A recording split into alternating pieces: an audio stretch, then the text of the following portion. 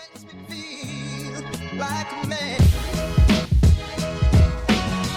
every team to lose any other game? Sorry. Bailey Zappi just put another dime. You know what? Whoa, time out. Are you kidding? That's what I'm trying to drop a mic.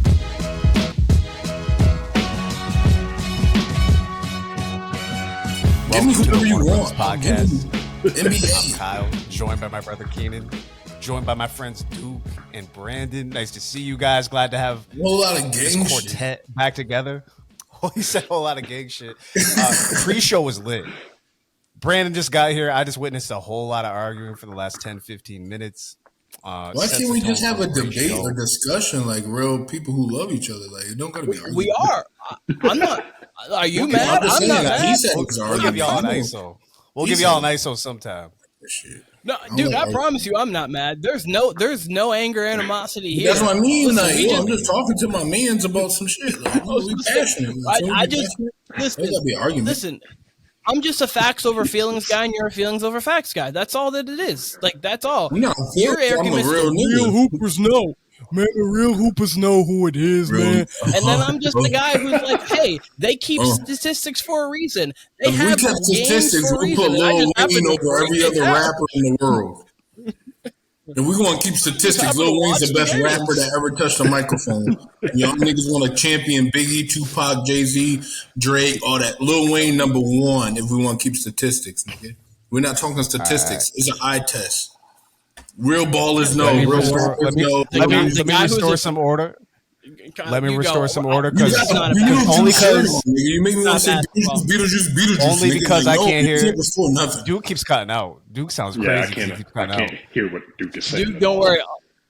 Dude, don't worry. On the actual thing, you're gonna be sounding crisp and clean, but right now you are sounding a little crazy. So it literally sounds like I'm talking seriously and clear, and you're talking crazy, which is what's actually happening. It's just like a depiction of what's going on. You see how dark skinned niggas try to treat light skinned brother? Black history month don't mean shit to y'all.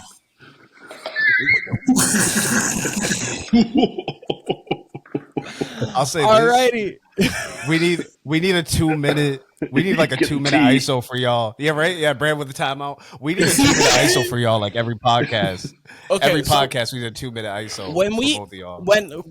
so just audience, just so you know, before we were talking better playoff performance between. No, hold on. I'm not gonna. We were talking better. No. We were talking better playoff performers between two human beings. That's what we were going back and forth on. When we actually have this conversation in full, we're gonna have Kyle and Branndon as mediators to be able to say, "Hey, Keenan, you speak for 4 minutes. Branndon, then Duke, you speak for 4 minutes." See, I just need to. No, I understand. I just need to be able to speak. Me and Brandon will be up there. Me and Brandon will be up there with the Foot Locker referee shirt. Yeah, I'm gonna have a whistle. Absolutely. Kyle blow the whistle and Brandon's timeout. That's what we need. That's Kyle Whistle Warner right there, baby. Right. Listen, not many people know about my reffing career. No, absolutely. We might start like a Patreon page just for this, and just to start, like, this might be the start of a Patreon page, just this debate itself. But you know what? Anyways, we're not getting into basketball. Expect your Patronum. Get that darkness ass nigga out of here, bro. The mentor ass nigga, bro. I don't even know what he's saying. What is he talking about? Kyle, open the first topic. We had music stuff we were talking about. Open the first topic. I don't even know what he's saying right now. Who is he talking to? It's not me. I'm trying to find who. I'm trying to still find your shadow trying to find you, dark skin. Listen, absolutely. My shadow's been lost for 26 years. I'm telling you. Expect your Patronum. We just found it. Trying to find it. He's a hater. After all these years. Brandon, nice to see you. Been a minute. Nice to see y'all as well. Sorry to wake you up, Brandon. Kitchen, like, that shit look like a chandelier. Brandon shit is shining, boy. Hey man, don't be bringing my forehead into this. That 5 head. Hey, listen, I'm moving back. Listen, I keep moving back. You trying to say Dude, you better get muted for a minute. On some around the horn shit. Like I'm Tony Reali. Hit him with a mute. Wait, that would actually be fire. Let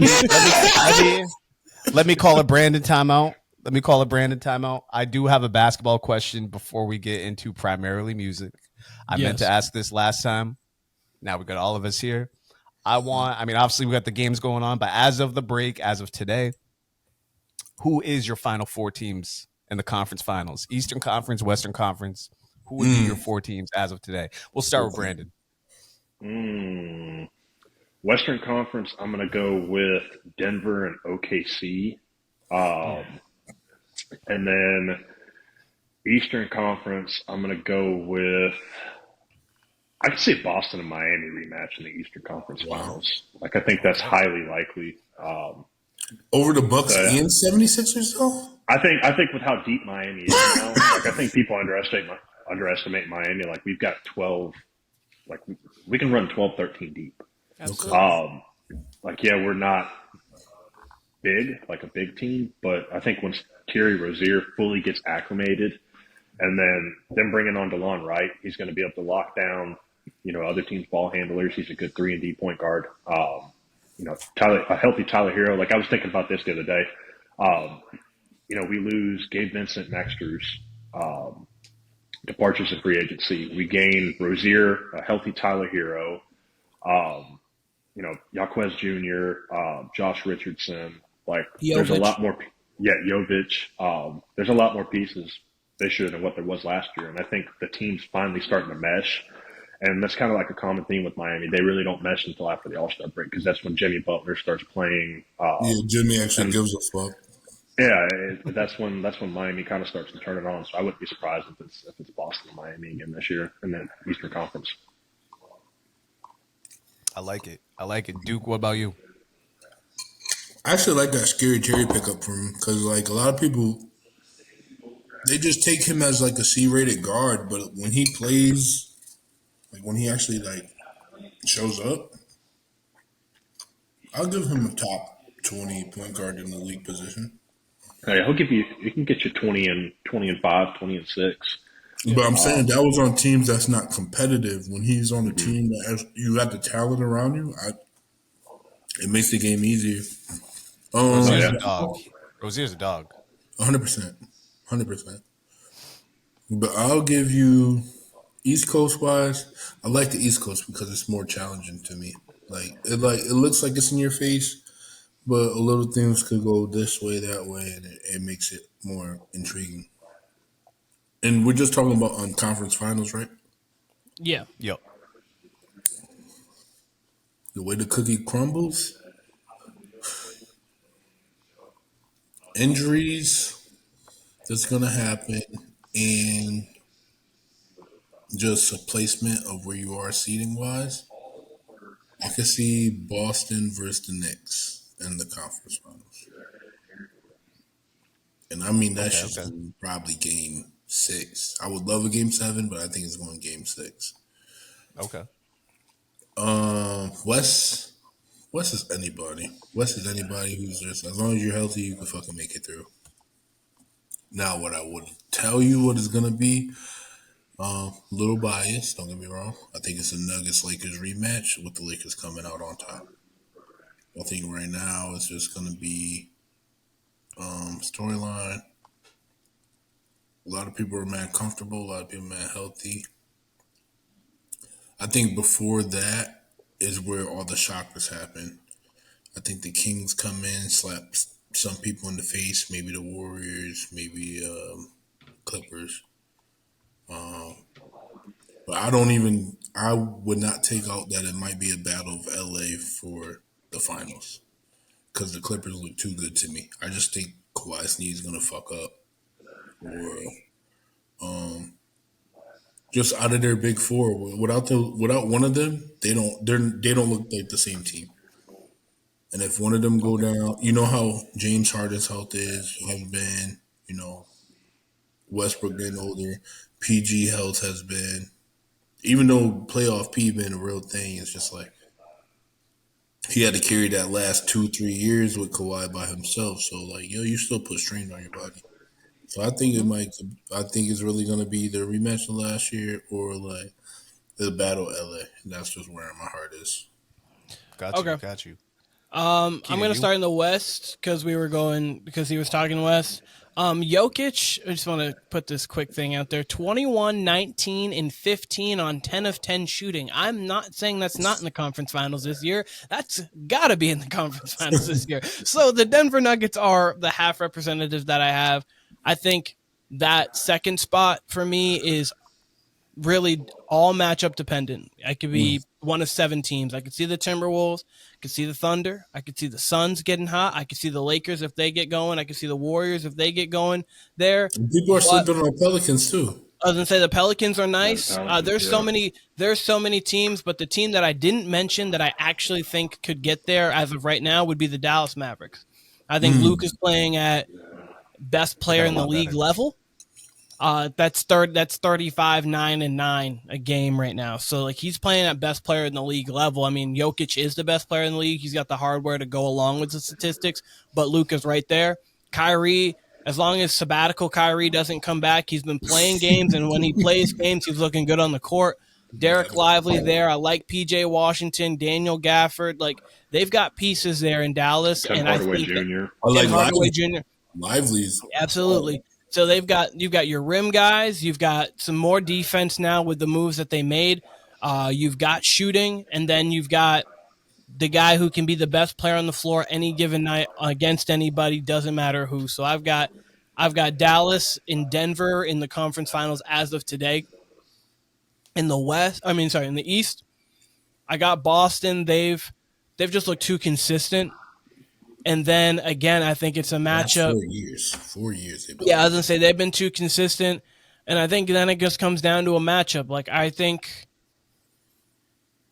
because for me, it's between the Knicks, Miami, and Milwaukee, and then outside chance of Philly if Embiid comes back mid-March and he's healthy by the playoffs. That's a very big if. We don't know. It's Embiid. And if he doesn't come back fully healthy, but with the addition of Buddy Hield, Maxi's playing great, Tobias Harris is playing great. You had Embiid who was he was probably going to be the MVP if he doesn't get hurt this season, dependent, obviously, in the second half of the season for sure. But the Sixers can make things difficult for a team. But as of right now, I think I'm going to go Milwaukee. I just feel at this moment, Dame and Giannis would figure it out. I just feel Dame and Giannis would figure out. But Miami, as Branndon said, absolutely can get there. We've seen what they've done to Milwaukee in the past. And then the Knicks, as Duke said, they could absolutely get there. Last year, they got to the second round of the playoffs. Jalen Brunson's taking it up a step. Just really depends on the health of Julius Randle going down there. They obviously added OG to add some defensive nature to that. OG changed that whole team. Yeah, absolutely. Their defense went from middle of the pack to number 1 in the league. That's why he's been there. So I was with you on the Bucks on that one. Yeah, so really, I think it's a lot of teams, a lot of variance that's going to happen here within the playoffs, and it's really going to come down to seeding, which is why these last 25 to 30 games for team dependent is going to be very important. But Denver, Dallas in the West, Boston, Milwaukee in the East. Kyle, what say you? In the East, you got to put Boston in there automatically. They got the best team top to bottom as far as roster goes, right? And if Porzingis gets injured, that's where you would take other teams. But you got to just put Boston there off top. Porzingis is a game changer for Boston. If he's there, absolutely. It changes the entire. Why hasn't he been like this whole entire career? I feel like since his rookie year, he has not looked like this. That's true. It's been pretty much since the Knicks days. It's been since his first major injury in New York, because then when he went to Dallas, he didn't look like this. In the Wizards, he kind of looked like this, but no one really cared because he was on the Wizards. And then now he's in Boston, because like he was playing at all-star caliber level in Washington. It's just literally didn't he get the nod? Didn't he get the nod for that in Washington? He didn't get the nod. I want to say he might have. So. I don't know. Maybe I don't know. I think the Knicks was his all-star years. Yeah, I was gonna say, but he was playing at that caliber level in Washington. Again, all-star level. It's Washington. No one cares about it, so no one paid attention to it. But he's now playing great in Boston. It's crazy. It's crazy because Porzingis could be a number 2 somewhere, and he's like almost Boston's number 4, and on some nights a number 5, depending on where Holiday and but that's what you are. Yeah. That's what you are. Yeah, that's crazy. That's what you thought. That's why you gotta take Boston. How you look, you're still the unicorn, but it's just what adapts to the game. Like, no, you're a better Al Horford. Like, we need you to he's completely unselfish, so it's that's such an X factor for the Celtics to have, but of course you got the help. So Celtics for sure. Between the Bucks, between the Heat, between the Knicks, gun to my head, give me the Knicks right now, as of today. Fair. You can't count out the Heat though. Like if you gave me, let's say semifinals right now, it was Heat Bucks, I would take the Heat over the Bucks right now, based off of depth. I would never do that. The only reason why everybody keeps saying that is because Giannis was hurt in that series. Giannis not hurt in that series. Hey, hold on. Don't get me wrong. Yeah, if Giannis is healthy last year, Milwaukee gets through. I don't think Miami gets on the run they are. But Miami's deep team versus the Bucks, who have been figuring it out all year and just been winning off of talent, basically. I will say I think Pat Bev helps them out a lot. And they could turn it around. They could talk to me in 15 games, and if there's something like, 10-5, 12-3, 20-0, like the Lakers. Their defense has gotten better. Their offense, the Lakers going on a 20-0 run. Segue. Steph just had a nasty setback. Steph just put some loser in the blender. Much like the Celtics. You got to just put the Nuggets in there. So Nuggets, obviously, I got them in the Western Conference Finals. If something happens to Jokic, then it's a whole different story. But until then, or Jamal Murray, or Murray. No, he did it without Jamal. Not the conference finals. They don't have the conference finals. They don't have Bruce Brown and Jeff Green, and then you have the best player. Christian Braun hadn't taken. That's saying Patrick Mahomes don't have Tyreek Hill. Did I win this ring or not? He has Travis Kelce, but he has Travis Kelce. He has Chris Jones defensively. He has I have Aaron Gordon. He has Trent McDuffie. Yeah, okay. Aaron Gordon's not Chris Jones or Travis Kelce. I'm sorry. I'm sorry, but Michael Porter Jr. is not either. I have Michael Porter Jr. off rip. He's one of them. I just want to say, funniest Instagram comment I seen this week was they asked, they had something from All-Star Weekend where they asked Luka and Jokic about. I think they're going to play together one day, just to be honest. And that was the question, and Jokic said something like, I never want to leave Denver, but if Luka ever gotten happy, by all means, right? come to Denver. Yeah. And then someone in the comments said, Michael Porter Jr. about to put up 46 shots a game. Shabby cracking up. But Denver versus who? I got the Clippers right now, gun to my head. Fair. I could see the Lakers sneaking in there. I've had them kind of as a dark horse all year. I've said most of the year I'm not really worried about the Lakers and where they are. I would throw the Warriors in there. They look much better since they got their full team back. So Chris Paul's about to come back too, which makes that even a little bit better. Everybody knows that's the most underrated part about that whole shit.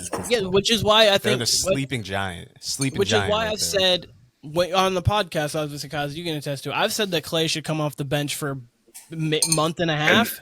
That's what they've been doing. I've been saying that since damn near last year, since their finals run. I said it makes so much sense. It's made so much sense that for having him come off the bench, especially with Chris. Yeah, second unit is all his, especially with Chris Paul, who can put him in perfect spots. You've got Looney for your pick and roll. You got Jackson Davis for a pick and roll. They've got a lot. I was going to say, Brandon Podziemski's really can play a point guard role on that team, so you can't have Curry as the 2. But you also can have Kuminga showed his ass finally. I was going to say, Kuminga's playing great. Draymond Green, since his suspension's been rejuvenated, he looks like he looks as close to 2018-ish Draymond Green as you possibly can have. So I thought he was going to say Keenan Warner, but I'm all that time off will do that. Draymond's had damn near half the season off. Absolutely. Keenan and then Wiggins also Draymond Green. and then Wiggins actually has come out of his lair ever since he went on his long sabbatical for personal reasons last year. Hope everything's good on that front with him. I don't know what it was for, but since that, he really wasn't looking right until really 2024. This calendar year, he's been to the last 2 weeks, basically. I was gonna say 2024 started. It happened when it counts. No, I was just saying it's happened. It's happening now. He's got to do it in the postseason. I'm just pointing out facts, bro. No, absolutely. 2 weeks of good games from Wiggins. I got him on my fantasy teams, and I'm like, where's the points at? Give me 15 points. Give me something. Give me 12 points. But not Clippers, Nuggets right now. Harrison Barnes. Yeah, exactly. Like Harrison Barnes in the finals, exactly. Yeah. Celtics, Knicks, Clippers, Nuggets. I think the Clippers have way too much talent. They basically have everything but size. They have Zubac, obviously, and I guess they got Tice coming off the bench too. I think even if Harden doesn't show up like Harden does, as long as Kawhi and Paul George are healthy, you really do have enough. And you could, if James Harden really isn't giving you, if that was the case, they would have won years ago. They know it's not enough no more. They know that's not enough. What you mean? If just Kawhi and PG was healthy, they would have won years ago. They would have won 2020, 21, 22, somewhere. They didn't. They weren't healthy. Any of those. The only year they were healthy was 2020. Really, Kawhi's been injured every run. 2019, they was healthy. 2019, they wasn't together. I don't think yes, they were. Right? That was the first year. Oh, was it? I thought 20. I think the bubble year was their first year. 2019 into. 2019. I'd have to look. Well, actually, you're right. You're right. 2019 is when he. Oh yeah, because they won. That's right. They won in Toronto in 2019. But let's say James Harden's just rolling over like he tends to. They could just throw Westbrook in at the point. You're okay. They got enough depth. So that's right now. Obviously, that could change in 15 games. If it's cool with y'all, unless you got any other ringy basketball topics, let's transfer to music. Let's first off let me read the releases that's coming out in under an hour. It's pretty loaded.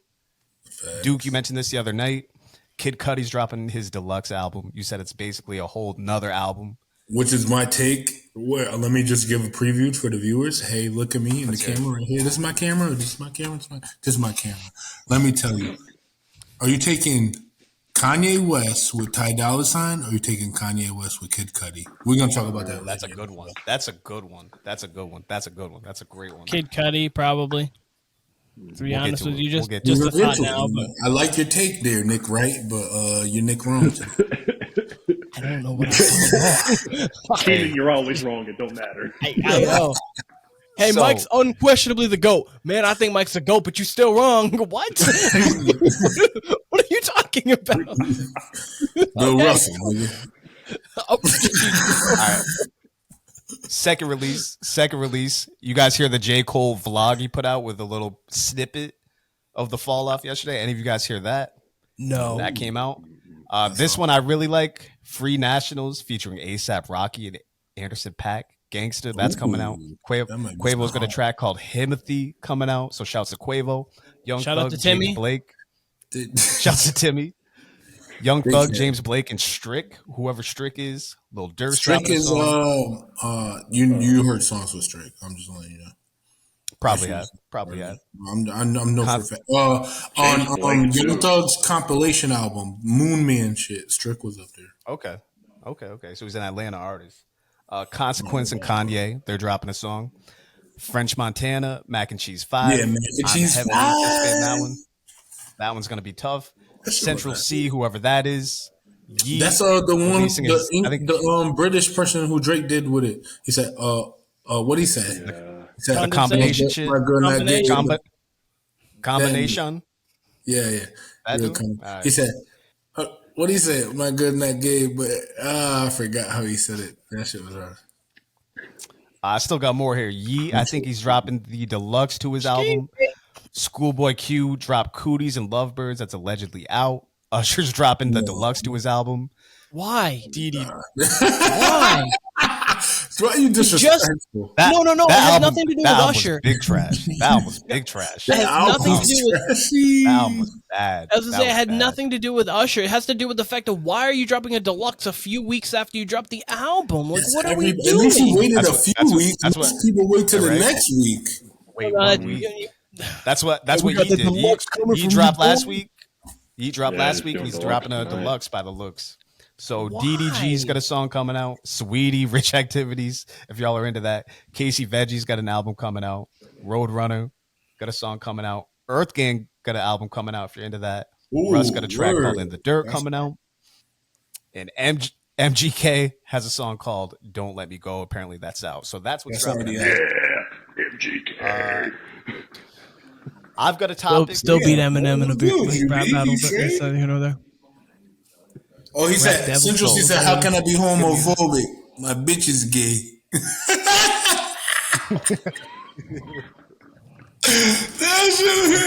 Bars. How can I be homophobic? Don DeMarco.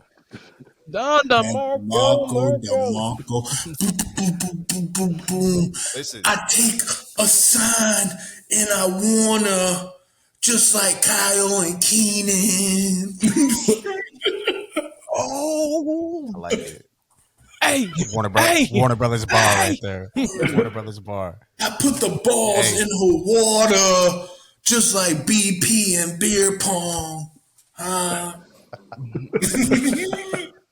Solo cup.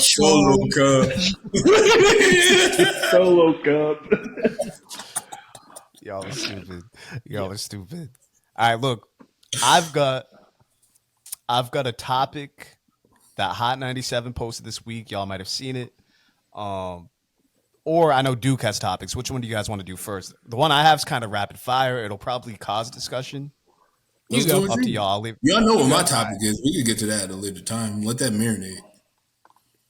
Sounds good. All right. So Hot 97 posted. It was just these albums. I'll say this. All these albums are from the 2010s. One is from the 2020s. And the question is simple. Is it a classic? Is it not? So I'll read them in order. We'll quickly go around. You can add a comment if you need to, but we'll quickly go around and say yes or no. All right. I'll start it off. All right. So hold on. Just so we know order. Go Branndon answer, Duke answer, me, then you, and then we'll go around. Kyle. Well, you go first. They're Black History Month. Kyle, you answer. Yeah. Right. Exactly. Branndon can't go first on Black History Month. That was Kyle's going first anyway. So I'll go first just because I'm reading it off. That's crazy. That's right. It's light skin. I'm the darkest of all of us. What are we talking about? Why you go first, Martin Luther King Jr.? I don't need to go first as long as we got equality around. What are we talking about here? Time out. Everybody knows the third week of Black History Month is Light Skin Appreciation Week. So here I am. All right. So Kyle, Branndon, Duke, me. I don't know if we knew that, but I'm gonna use that shit. I just we got nothing else, nigga. We gotta take this one. The third week of February is for us. And it's this weekend's lit. Friday, Saturday, Sunday is lit for the light skins. So Malibu, Anderson .Paak, 2016. Classic. I actually don't know. I did not listen to this album. I know it was a big deal at the time. I would say it seems like a cult classic, but I'm going to defer to the group. Keenan, I know you're an Anderson .Paak fan. Branndon, I feel like you might have an opinion on this. Duke, I'm not sure where you are with Anderson .Paak. I know that's about the time I started. I'm not with Anderson .Paak. Classic to me is everybody involved, so I'm very a hard judger on this. So they're going to have to give you their opinion. But I'm going to say no already. Right. Go ahead, Petty. I'm going to say yes. I feel like that's a really good album. I feel like Malibu is a great album. That's actually one of my more favorite albums of the 2010s. I think just the overall body of work, and that's kind of really what sprung Anderson kind of like into, I guess, relevancy or kind of like maybe the stardom, like the platform that he's on now. So I'm going to say yes. Duke, did you want to say any more on yours? If not, I'll go. No, I'm gonna let y'all go because this is where I'm gonna judge classics, and this is where like you have to hear where I.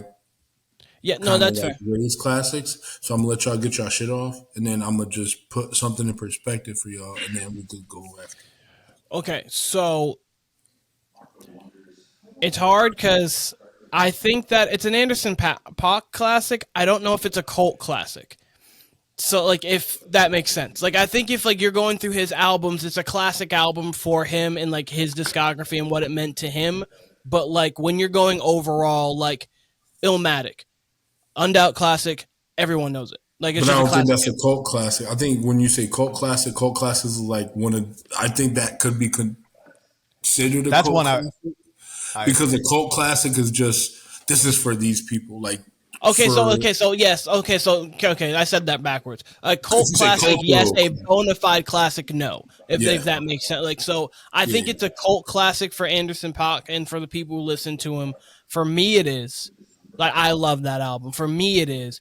And I think that it came at a great time because Malibu was at Malibu was 16, right? As 16, you said, because I came right off of him working with Dre on Compton, on like the Compton release. I think that was 15, so I think it came off of that. So he already worked with Dre. That Matt song boosted it. Mm-hmm. So you already were working with Dre on multiple songs. So you had working with Kendrick, you're working with all these greats, and then you go and put that project out, and then that comes. Like, it just kind of brought him to another step. So for me, yes.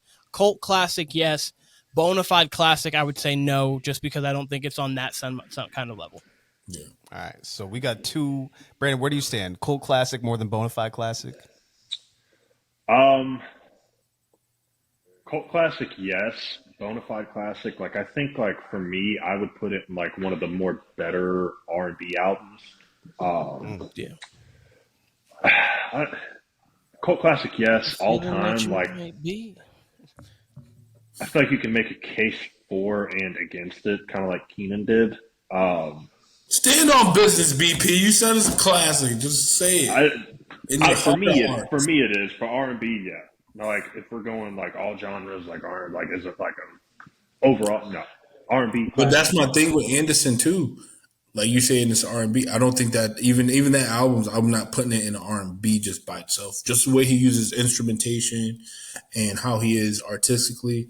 I'm not like if we said like how we said a couple weeks ago, if it was a Silk Sonic Joan, and he was like, yeah, cult classic, like Silk Sonic, because that's R&B. You know what I mean? He had the drums of it. He was up there rapping or something. Some things he had interpolations of stuff, and then he was really playing instruments that people don't know behind the scenes that led to a lot of the best songs on that album. He was really playing the drums, the guitars, the strings. He was playing piano. He was like, to me, he's just a dope artist. I don't know.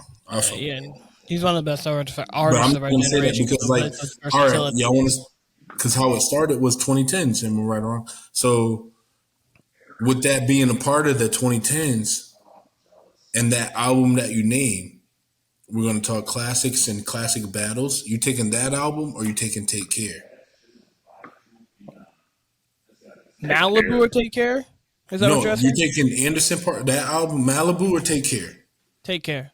That's what I mean by classics. So I can't put that in a classic stance if I have other realistic. Would you put it cult status though?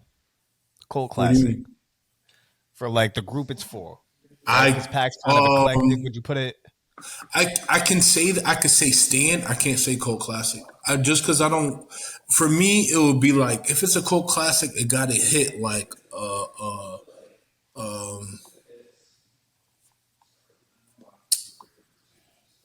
We have some bona fide cult classics on this list. I'm just saying, like it'll have to hit like the Harold and Kumar Go to White Castle. That's a cult classic. Now, it's not everybody's cup of tea, but like Super Troopers know about it in pop. You know what I'm saying? Like the popular knows about it. Like you could say that reference. A lot of people don't know about Malibu songs if you hear it. So a cult classic with me for that would be like what's a good one? A cult classic for me would be like Love vs. Rage 2 or 1 or whatever the fuck it was. Okay. And it's like, I was wrong. No, tell you, ho.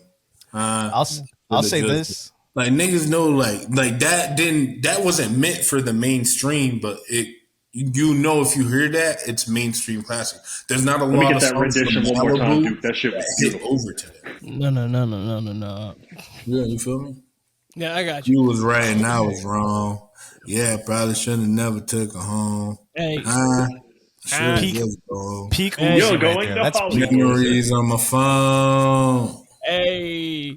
Hit it from the back. Let me put yo, by the way, we still got like 18, 19 more albums to go through. Okay, so let's power. We now know what we think a cult classic and not a cult classic is. We explained it, so now we can just kind of go through these. I'm gonna wrap this up as an outside observer, as someone who heard songs off the album but didn't listen to the album. It seems like it's cult classic-ish, which is why it's on this list to cause debate.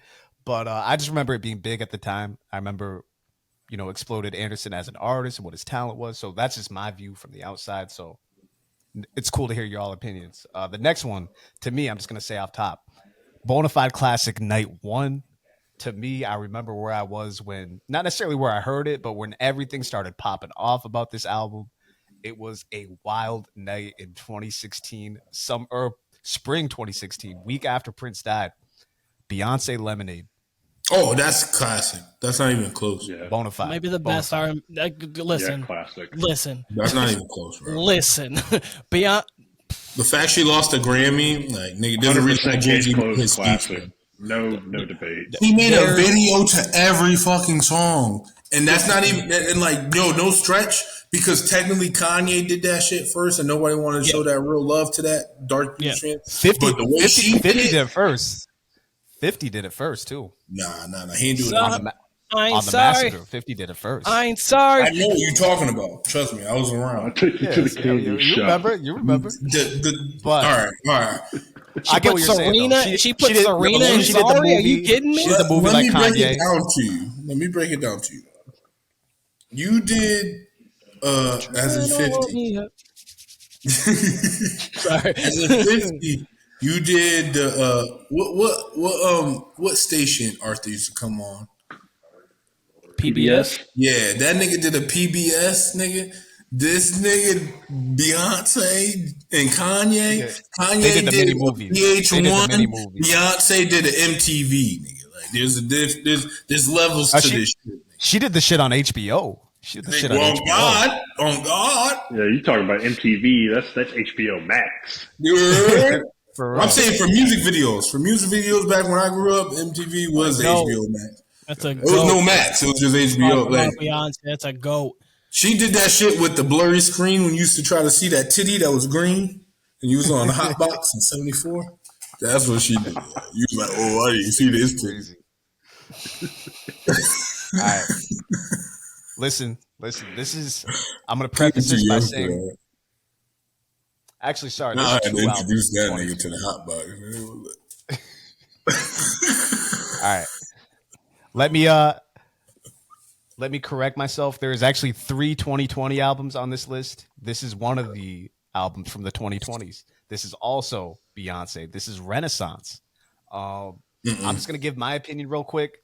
I can't say yes or no. I can say we say no for the tour. You.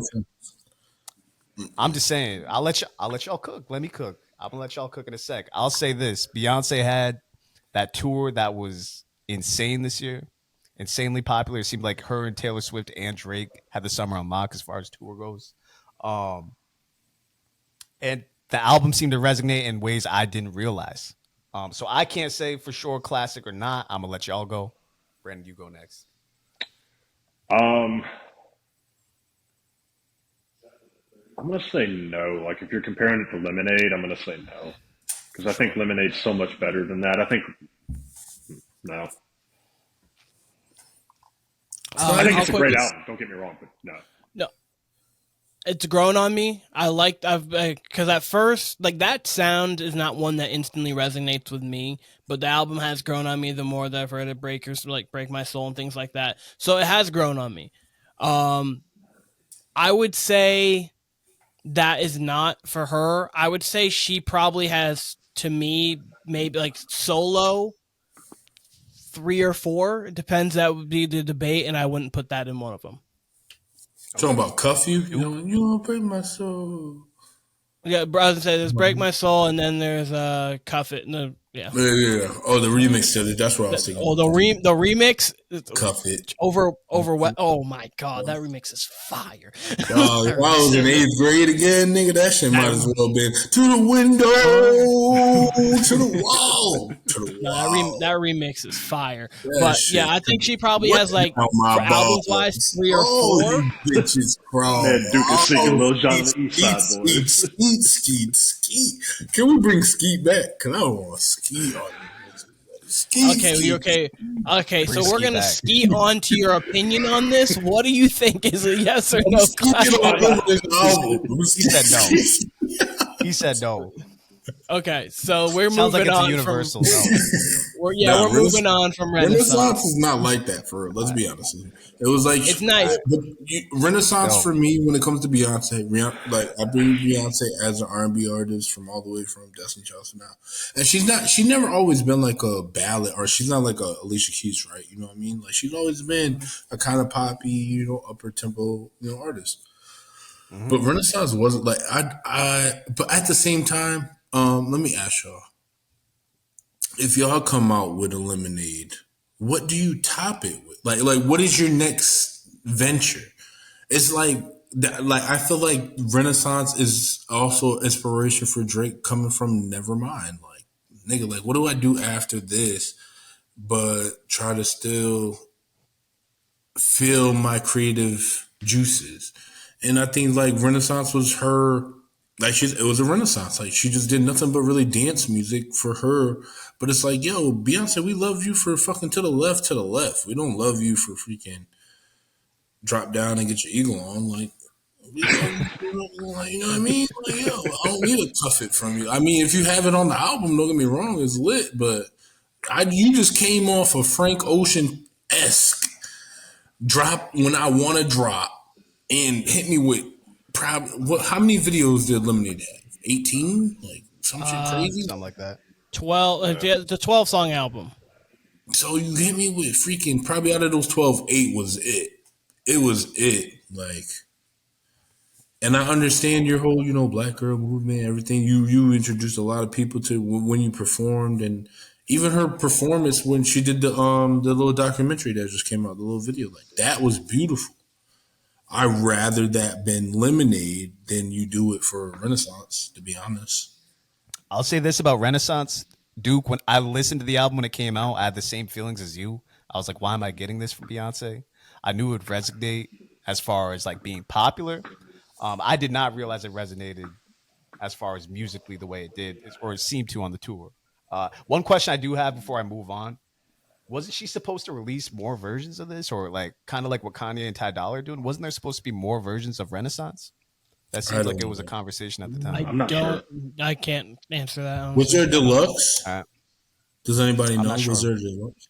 I doubt it. I don't believe there was a deluxe. I believe like you had the Cuff It and then you had the Cuff It remix. I think that was like really the only thing that came about from that. All right, next album, one of my all-time favorites. I think this started as a cult classic and has become a bona fide classic. It is Trap Soul, Bryson Tiller. I'm going to let y'all take it. Mid. Whoa. No. He said mid. That's one of my favorite albums, but I'm going to let mid. That's difficult. It's definitely not mid. All right. Mid. I was saying from what you're saying from bona fide to cult classic, that's mid. Oh. That's one of the best R&B albums of the 2010s, in my opinion. You sound crazy, bro. Frank Ocean still dropped twice. You just talked about Lemonade. Hey, that's not even. Ty Dolla $ign's in there. You sound crazy. Bino I love Bryson Tiller. He had. Don't get me wrong. He has some of the best hits from there. Don't get me wrong. He has 2 out of probably the 3. But the weekend lived through that decade. Don't act like the weekend don't exist. Party Next Door still exists. He's not even top 10 in that whole shit, bro. Wow. Love all those albums. Love all those artists. But hey, Trap Soul's up there. But Branndon, keep going. What were you saying? That's a tough one because like I love Trap Soul, and like he had hits on that album. Like it was hit after hit after hit. Like it was a great album for me. I don't think there's very many skips for me on that album, if any. Especially because I'm a big R&B fan. That's my brother, right? Cult classic, 100%. R&B classic.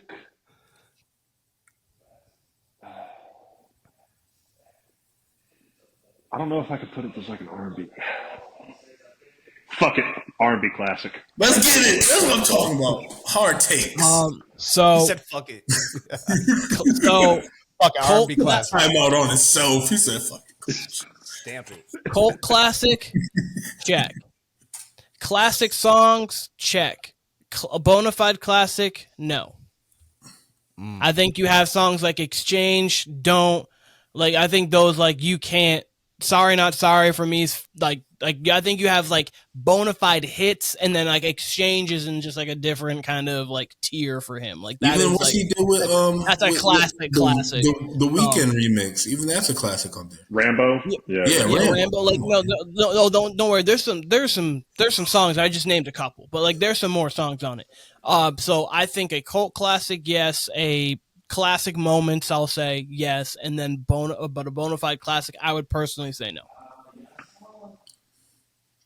Ducat. If it was an EP with just those 4 songs and one more, yes.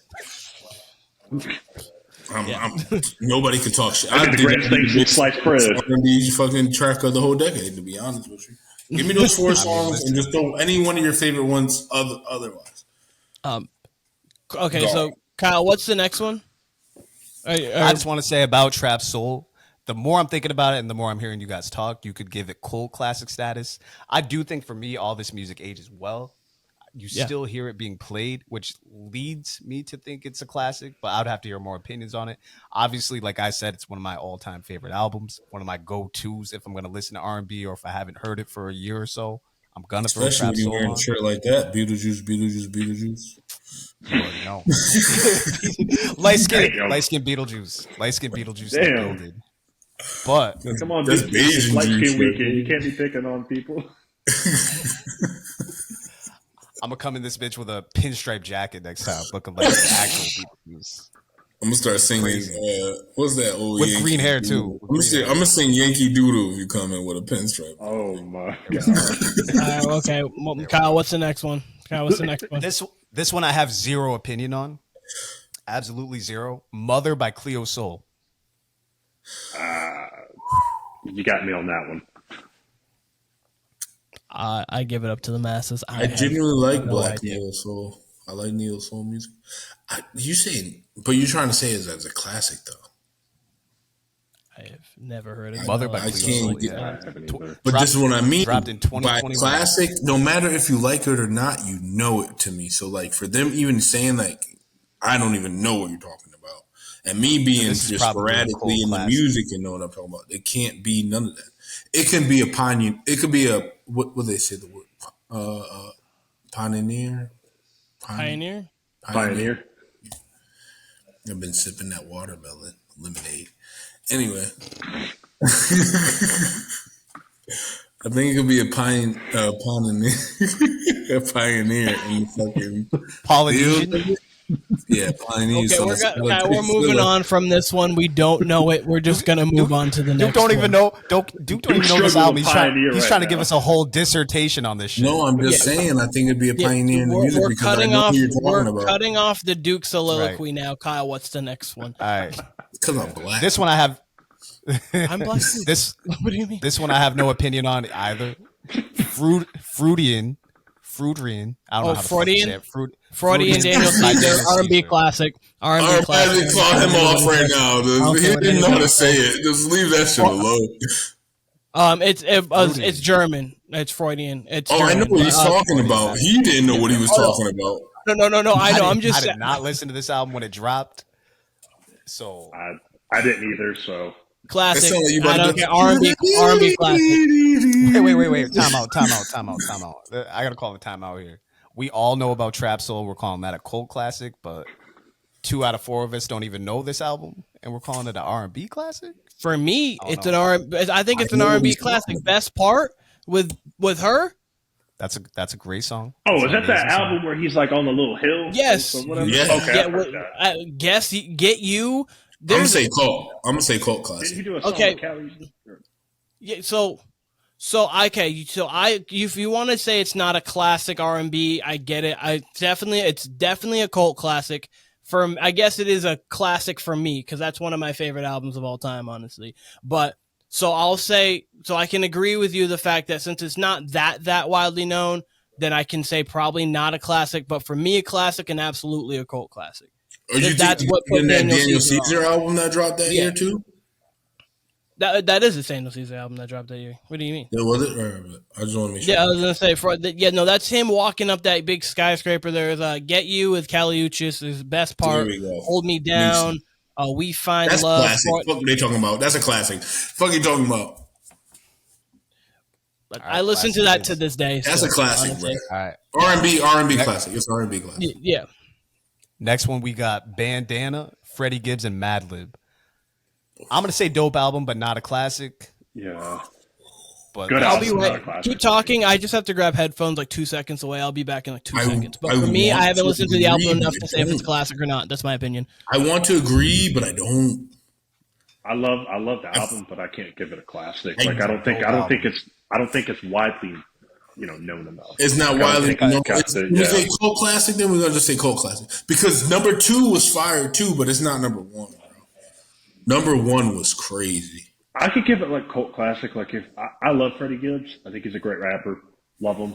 If you're like a diehard Freddie Gibbs fan, like I could definitely see you putting that as like, oh hey, that's one of my favorite albums of all time. Like I guess I could give it cult classic, but it's a Stan-matic.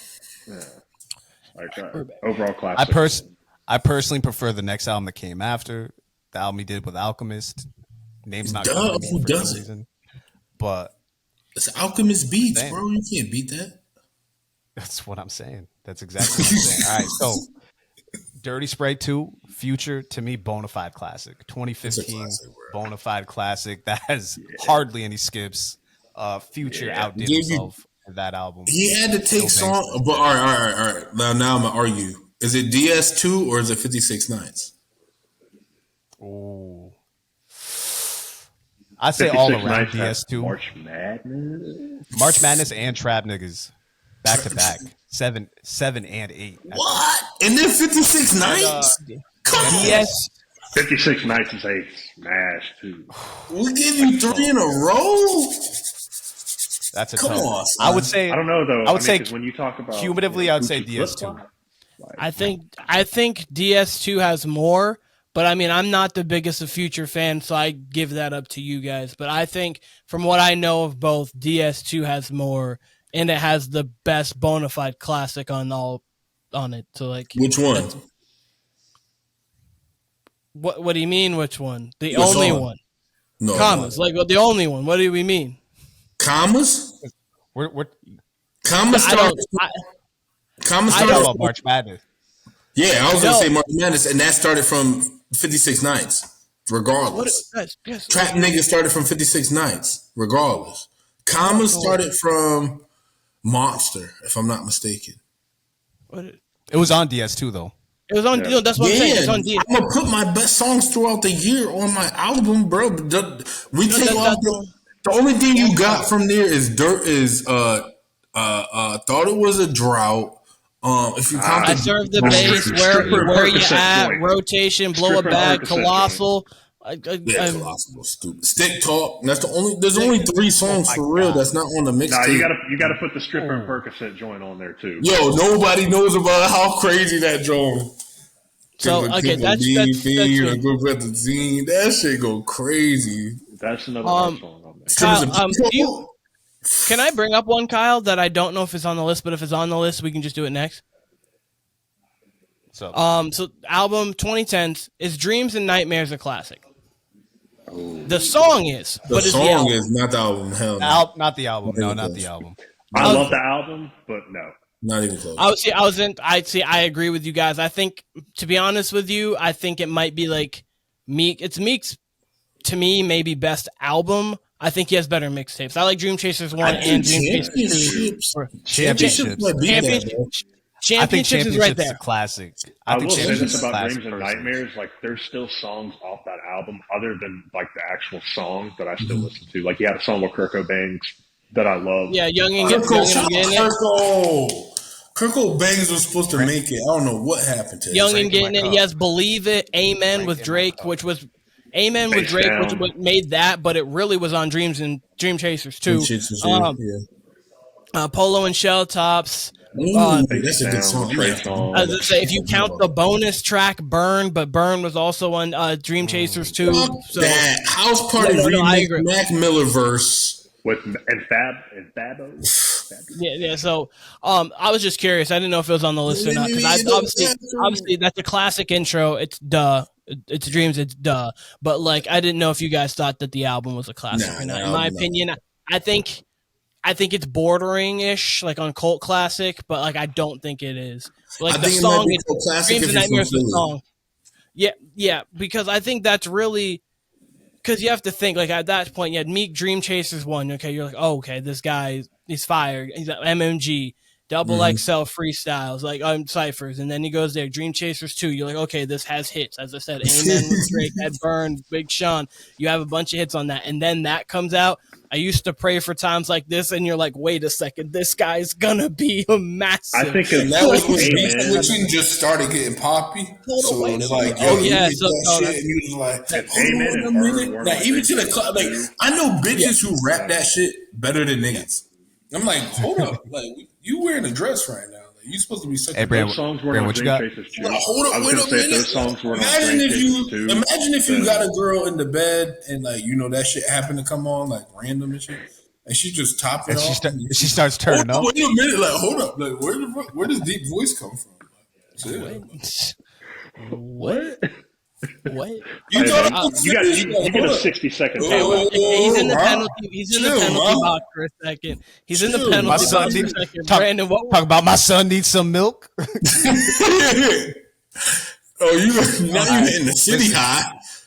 Listen, we still got my son is a ton of albums. He's hungry. I think shouts to City High. Shouts to City High. Big shouts to City High. Listen, we got a lot.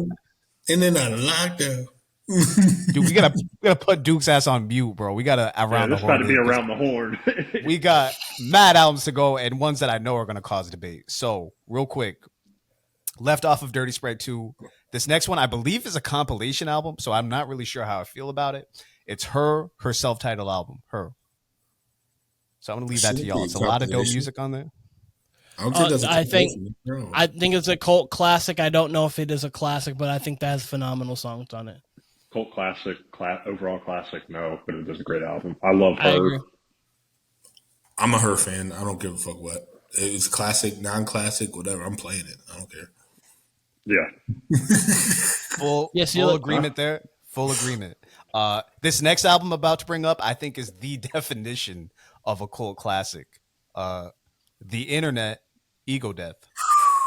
No, that's not cult. That is it. If you're into that type of music, that genre, that would be. I'll say that's a genre classic. That's a cult classic. Right. I guess you're right, but I think if you hear it, it's a classic. I'm sorry. It's dope music. I can't speak on the whole entire album, but I remember, like you said, that genre and that kind of following, that hipster internet movement, that seemed like the shit to that group. Definitely some dope vibes on this album. I will say that. Don't know it enough to give it an opinion, to be honest with you. Yeah. Because that's what. And I guess then you're right. That's a cult. That when it's something like that, then that's a cult. Like that's a following. But if that's the case, we're gonna have to erase a lot of cults because that shit was moving for their people. Because that'll be up here saying, is Igor a classic or a cult classic? We're getting to that later. I didn't know it was on the list.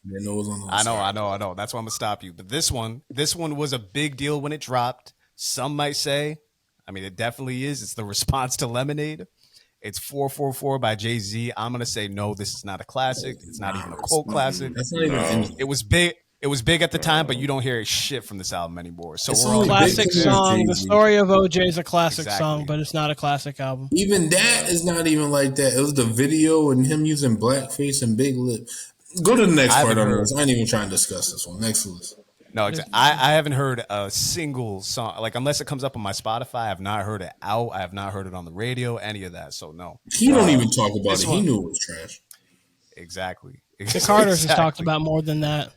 That shit's hard. Now let's talk about a cult classic. That's a classic. That's a debate for another day. This Ape one shit alone. Ape shit that's alone. A Future record too. And my money fast to go. Fast. No, fast, that's fast. Migos record. Shout out Quavo. Quavo. That's the one. You're right. Quavo, Yeah. I think Quavo and Future got jumping fast. Hey. It was Quavo and what's his name? Takeoff. It was Quavo and Takeoff. This one I've heard tracks off of. I think it's phenomenal music from what I've heard. I can't say if it's a classic or not. I don't listen to this artist in particular a lot, but I do, like I said, dope music on here. Hotels by Jasmine Sullivan. Oh yeah, classic. It's not a classic, correction. It's a Jasmine Sullivan fan classic. It's not even too familiar with it, so I'm not going to give my opinion. I'll introduce other people. But if you're a fan of Jasmine Sullivan, that's her best project. And she came out being openly either bi or whatever she is. Like, she's just open sexually. But she had a couple shit. If you ever she has one of the best Tiny Desk performances off this album alone. Just saying. Okay. She is a dope artist. Keenan, you familiar with this album? I'm actually not too familiar with that, but I will watch that Tiny Desk at some point. I'm a huge fan of the Tiny Desks. Huge fan. I'm a huge fan of like live concerts and things. I just think like if you can perform live, then I care about your music even more. Jeezy, especially if you can really sing. She really sings. It's not like people. It's not auto tune. Like, she's really singing. Like, it's fire. Yeah, and it's in her crib. It was dope. I think it was 2020, 2021, but it was fire. All right, I already know certain people on this dais' opinion on this album. It is To Pimp a Butterfly by Kendrick Lamar. I think most people would say classic. Not going to talk. I'm just waiting for you guys. I'm just waiting for you guys. Oh man, that's a cult classic. I think it's a cult because, like, if I compare it to like Good Kid, Mad City, like classic. To me, I'm taking Good Kid, Mad City over To Pimp a Butterfly. So like, I'm taking Damn. I'm taking all of it. No, like, I love To Pimp a Butterfly, but like, it does seem more cultish. I will say that. Whereas Good Kid, Mad City is anthems. I know Keenan's over there just. This is like Keenan's all-time favorite album. So Keenan, I know. His balls is turning purple. Keenan, great album. But Keenan's getting tight over there. Listen, Keenan's ready to fight. I never really gave it like too much. It's like Wesley Theory. Wesley Theory. You don't hear it? No, you hear All Right, and you hear songs like All Right. You hear songs like These Walls, Black of the Berry. Politics. Hood politics. Listen, I've been A1 since day one. That's facts. But anyways, so where he at though? I get it. For me, it's an absolute cult classic.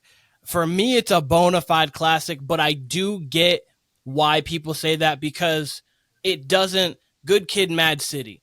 When you think of that, you're like, okay, Backseat Freestyle, Mad City, you obviously Swimming Pools because that was huge. Like, there's so many. I don't even think Swimming one of the best songs on there. I think that's one of the worst songs up there, to be honest.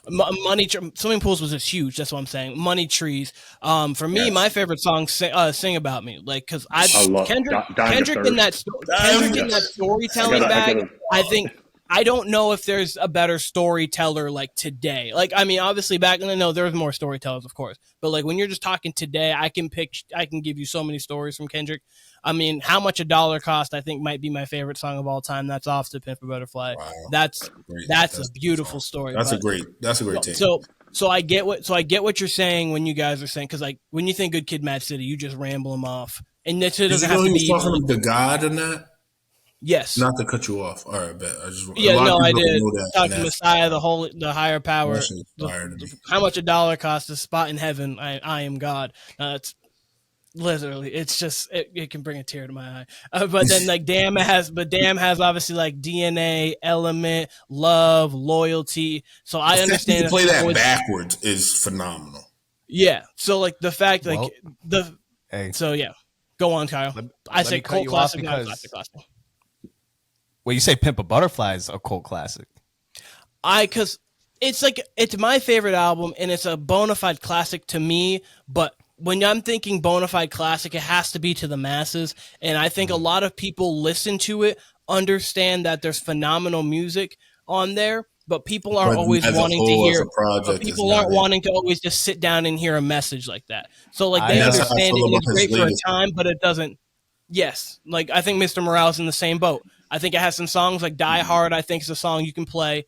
I think Purple Hearts. I think it is. Purple Hearts. I think that's the song you can. That's just the song N95.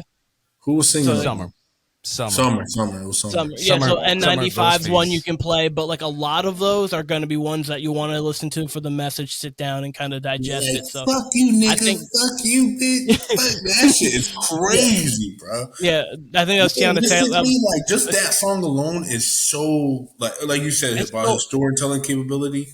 Just that song alone should automatically make you know, like, yo, this is. But that's not a song that you're going to just go bump in the whip. This is nothing that you hear that is music. This is something that you see cinematically.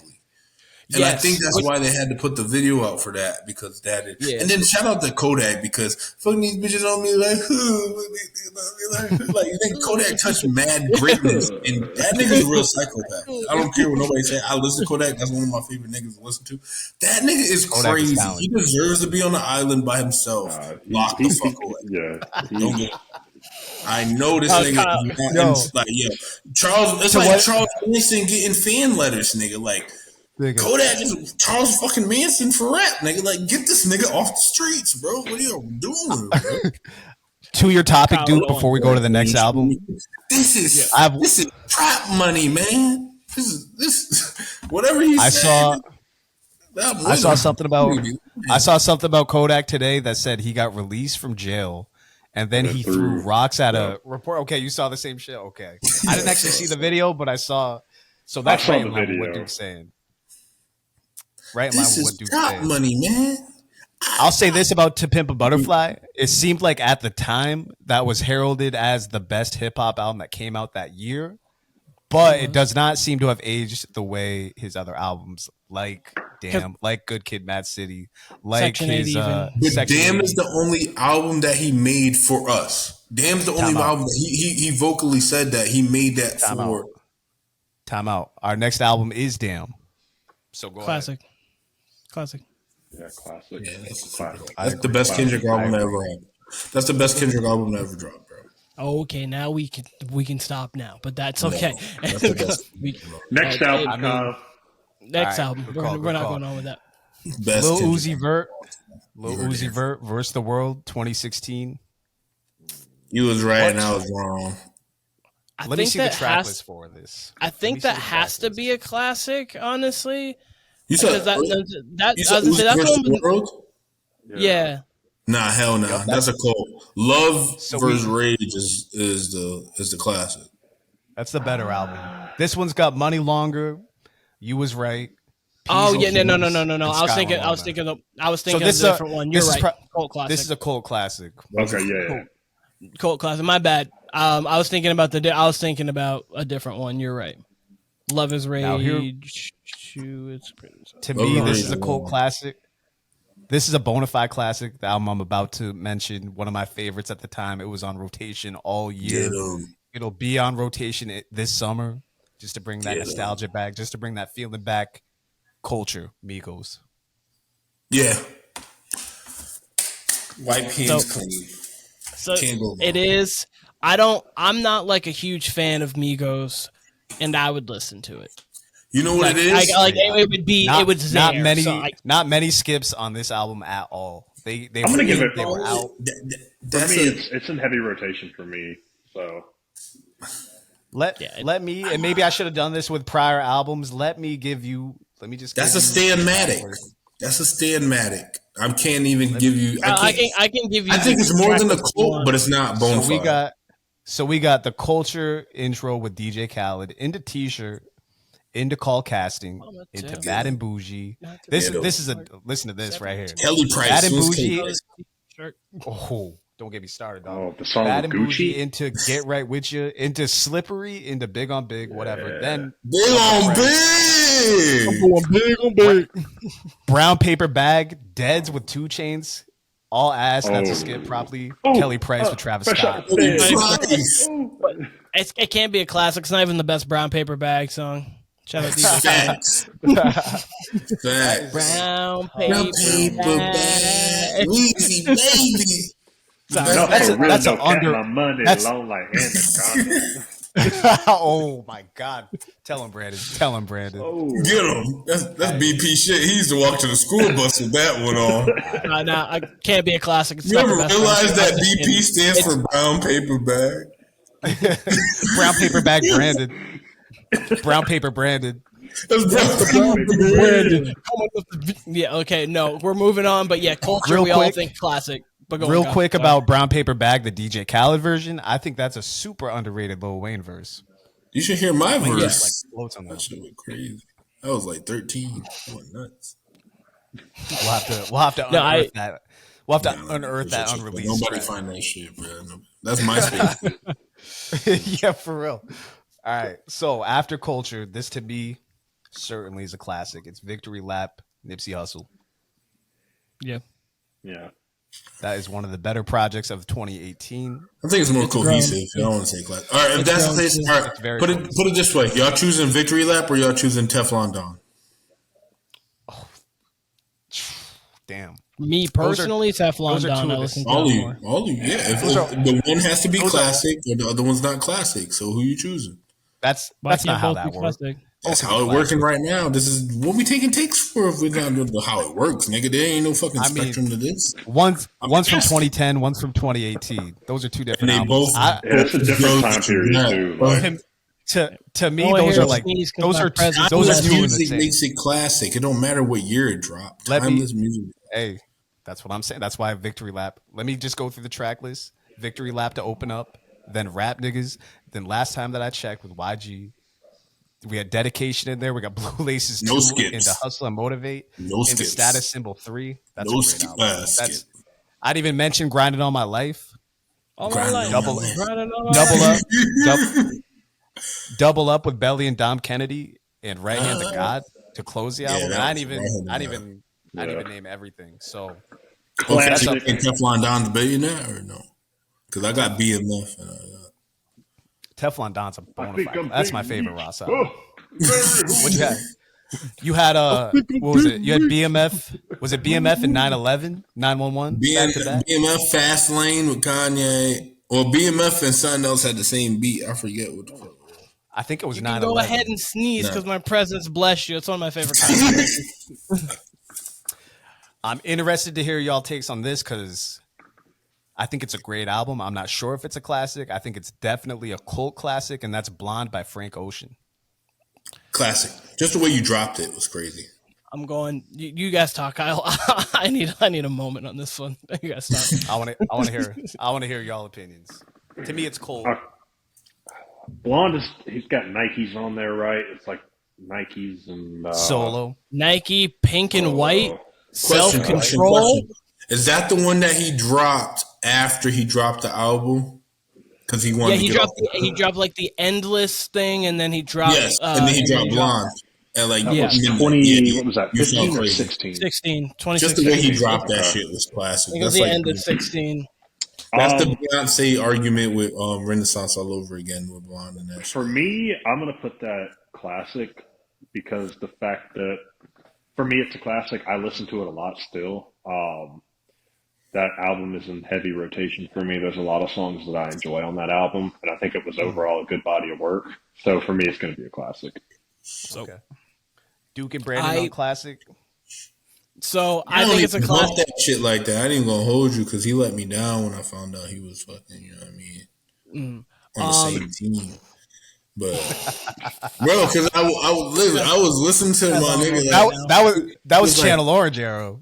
There's a tornado. I'm just saying, like, nigga, you gotta realize I was really jamming. Like, there's a tornado around And my lips, they burn. And then he said, "Boy, I've been thinking about you." Oh, now, and you know how like singers be like, "Oh boy," like you know what I'm saying? Like you wouldn't hurt a beetle. Then you're like, and then the nigga you realize it was Then he realized it was boy comma. He was not doing the bending. He was doing the bending, and it was like, boy, I've been thinking about Gump's the more questionable one. I was like, thinking about you. Thinking about you is you're so crazy. Buff and so strong. It's Black History Month, boy. You better slow down. No, I'm saying, like, you guys are talking about thinking about you. I'm just saying Forrest Gump's more the one where you're like, oh, okay, Frank, what are you doing, Frank? But he's trying to eat some Franks. Mr. Good. Shit, Mute button. He's out for a moment. You're done. Penalty box for 2 minutes. I blind. Blow the whistle, Kyle. Too short. So here's the thing. I think that Channel Orange and Blonde is kind of Good Kid, Mad City to Pimp a Butterfly, but I do think with Blonde you have a couple more songs that hit. So I would say that it's a classic. So I think it's a cult classic. I think it's a cult classic. I also think it is a classic too. What's up? Where would you put Endless? Because Endless comes before Blonde, obviously. I think that'd be a cult classic because I don't think many people know about it. But I think that when you're I think for the true Frank fans, they're like, that's fire. But I don't think many people know about it. But like on this, Nights Goes, People Like Nikes, Pink and White, Ivy. So, like, I think those 4 songs there, the solos, people love a lot, solo, and then the solo reprise, Andre kills that. But, so. Did y'all ever watch him do the painting to the album? I didn't. I don't know. I did not actually say I should see that. But Poolside Combo also, right before. I don't know if you ever seen him do that live Poolside Combos. He has, like, a rap part before he goes into Self-Control, which is fire. I suggest you do that. And Good Guy. It's a little interlude on it. He does like an extended version of it live, and that's gorgeous. So 2 things that if you're Frank fans and you haven't listened to that, which I feel like Frank fans have, I would suggest listening to it because both of them, I think the rap part's cool. It shows that he can still rap, and then I think it's a cult. I just stumbled upon a lot of things that they put out that he didn't release officially that a lot of people have been looking for. There was like an IG post on it, so that shit was hard. Yeah. But Kyle, go on to the next one. Just quick update. Music obviously dropped 13 minutes ago. I gave you what was dropping. I did not mention that apparently dropped Shampoo by Kodak Black and Saturn by SZA. SZA apparently dropped something new. So fire. Y'all will like that. This next album, I believe. I love when we hear artists that we love. We just like fire. We didn't even hear the song. Fire. It's fire. Is Control on your list by chance? Well, you just gotta sit and wait. I'll say SZA's on the list. I will say that. Okay. Kyle got the best list tonight. Okay. Hey, shouts to Hot 97. I'll say that. Yeah. This next album dropped in 2018. I believe it's a cult classic. I'm not particularly a fan of this artist, but I really fucked with this album when it dropped. Listen to it in fairly heavy rotation. And again, I'll repeat, I believe this is a cult classic. It's Die Lit by Playboy Carti. Let me hand that to the Davis. That's got hits on there. He's got the song with Bryson Tiller. He's got the song with Young Nudie, one of my favorite artists. He's got that Travis with Lil joint on Uzi there. Vert. And he's got the song with Travis. I agree, cult classic, not over. I don't think it's a bona fide classic. It's not in heavy rotation. Yeah, I think if you're a Carti fan, then it might be a classic for you. But I think cult classic. I agree. Duke says it's a skip altogether. I think everything that go with Playboy Carti is cult. That's cult culture. Like, it's not anything. Like, you can't tell me nothing about it. The best thing he probably about to have is this carnival shit, and thank Kanye for fucking even calling soccer fans to even do that shit. Nigga, that shit go crazy. I would love to hear that in the stadium. And that's one of the best verses he ever had in his fucking life. And you still don't even understand what he's saying. Let's go get that carnival. Only nigga not gonna know. Like, come on, son. That shit go crazy. Keenan? But no. Get that shit out. Don't listen to Playboy Carti, so I cannot tell you that. You can't ask a man with glasses like that if you listen to Playboy Carti. Damn.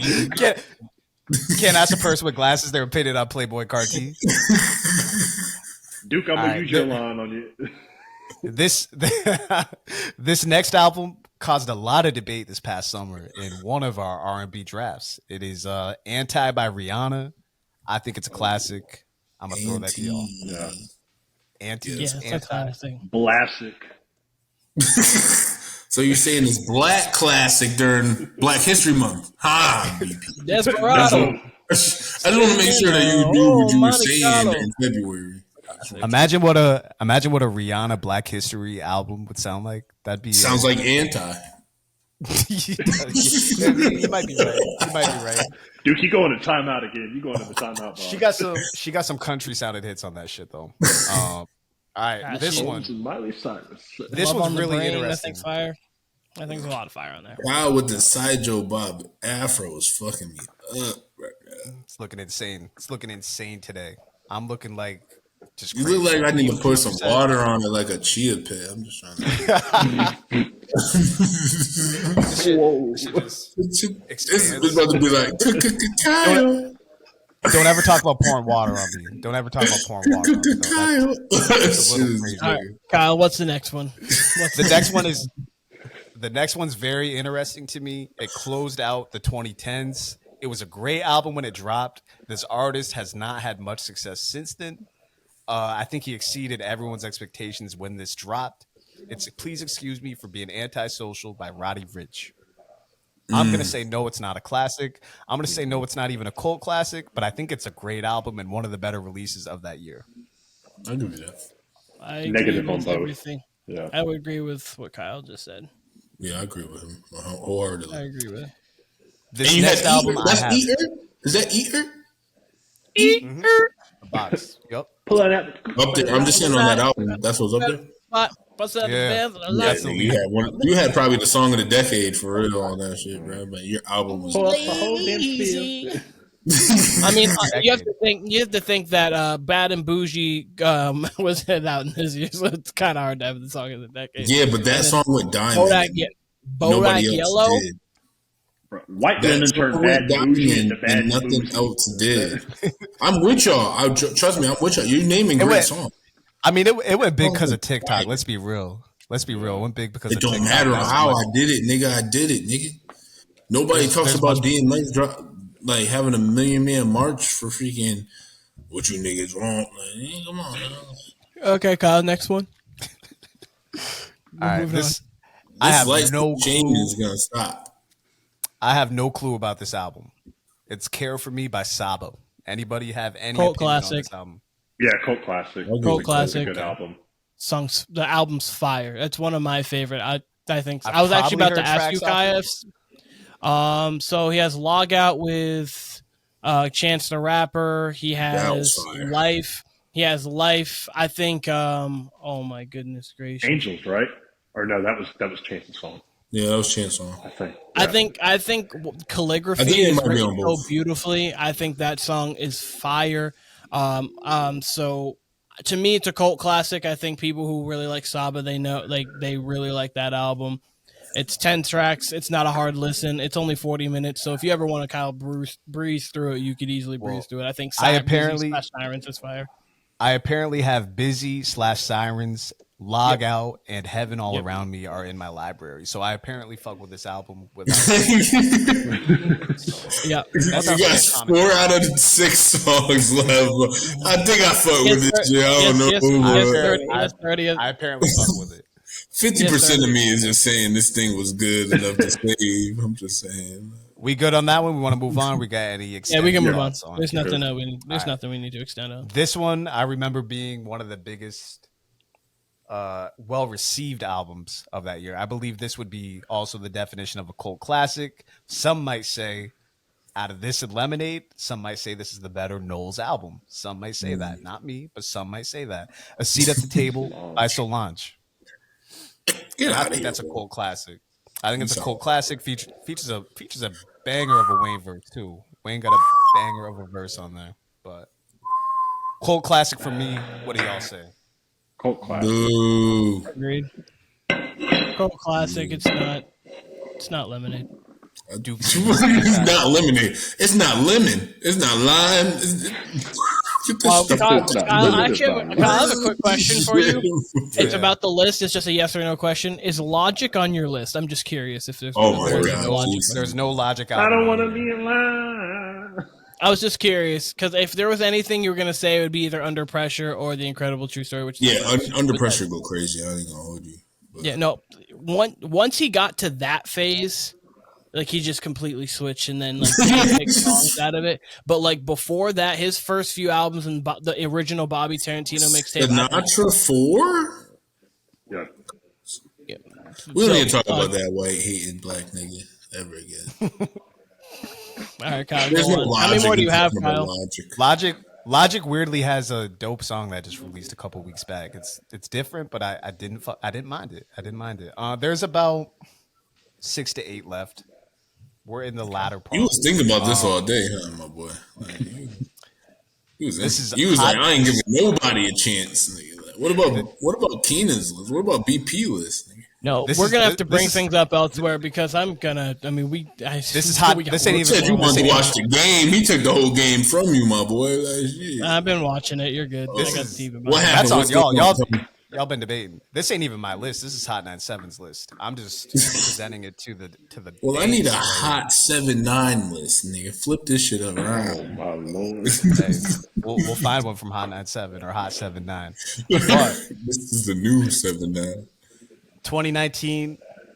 We mentioned this lady earlier. I think this is a bona fide classic. It seemed to be a bona fide classic when it dropped. That's Over It by Summer Walker.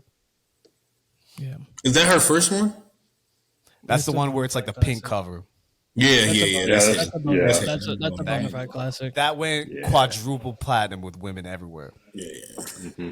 That's a bona fide classic. She's the weekend for like ratchet hoes. She's the weekend. pretty much. Yeah, so there's not much else that needs to be said. It's a classic. No, she might be Michael. She might be Michael Jackson to the ratchet hoes. Honestly, don't disrespect. Like she's. No, I'm just saying. I'm saying what. No. This one, Keenan mentioned this one earlier. This was also a bona fide classic when it dropped. Controlled by SZA. I mean, that was. I feel the same as I do for Summer Walker. That was a classic. Both of these just went crazy when they dropped. Yeah. Which one you taking? That's Do or Die.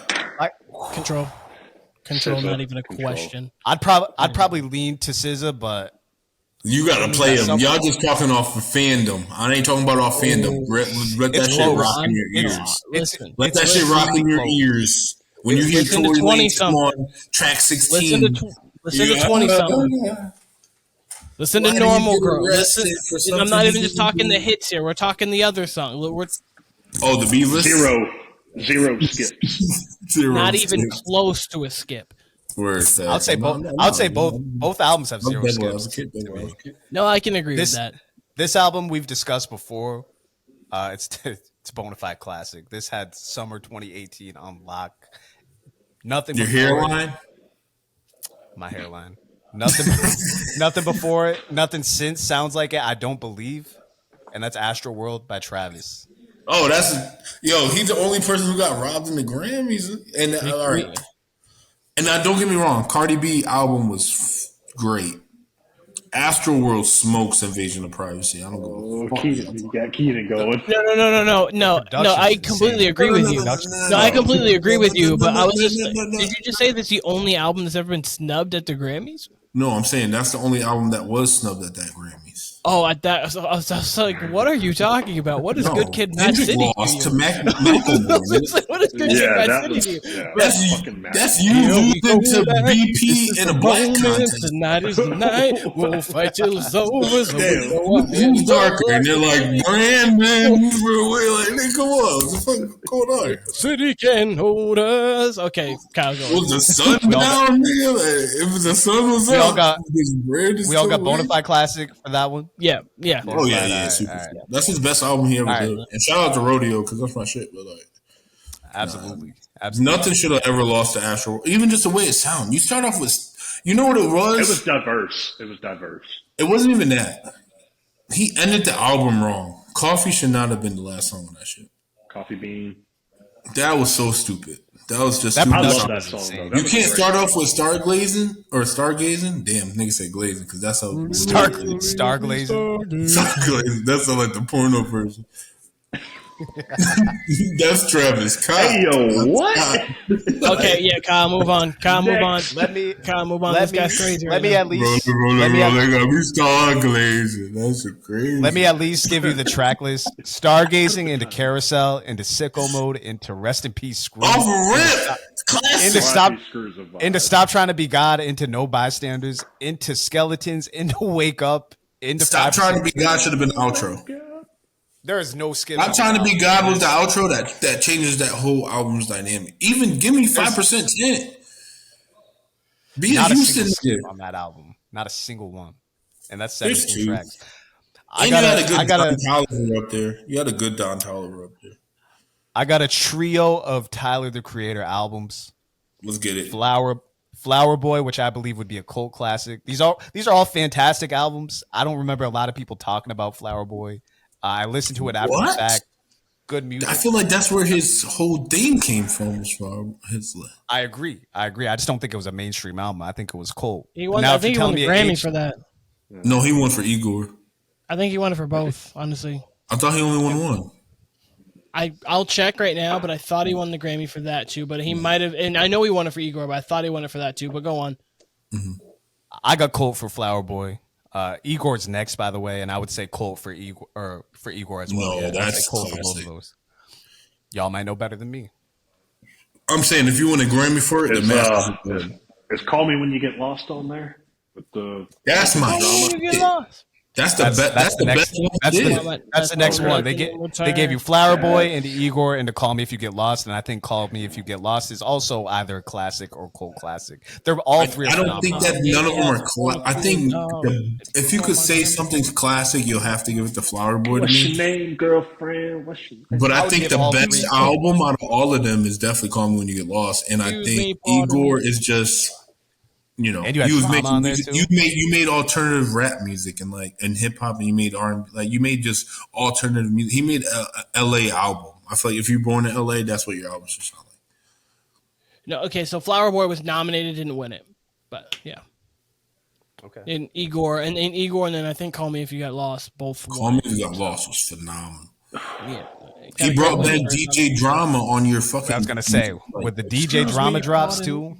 That was a great album. And you did it on an album now. Like now he doesn't do it as a mixtape. Now you got to do it on an album. Shout out Kid Cudi. That was a great. Kid Cudi dropping tonight. Or did he drop? Did it come out? Can you check that, Keen or Kyle? It seemed to come out. I think I saw a Cudi track on there. No. He's supposed to drop Insano Deluxe. Yeah, I know. I'm just saying, but off the list, I think I saw a Cudi track. So that must be.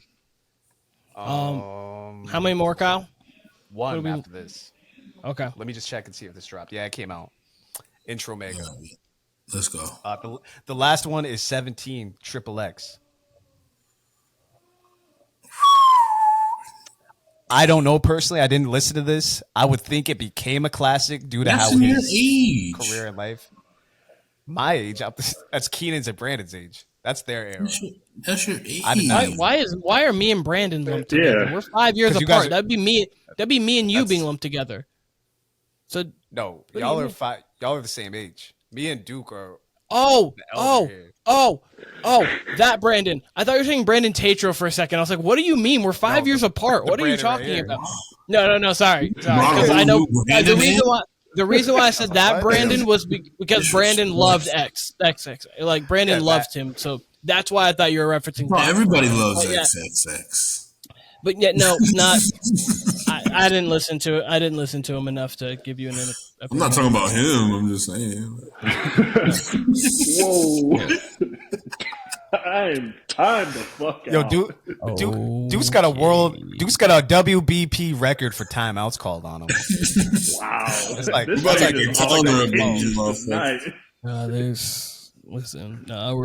we're chilling.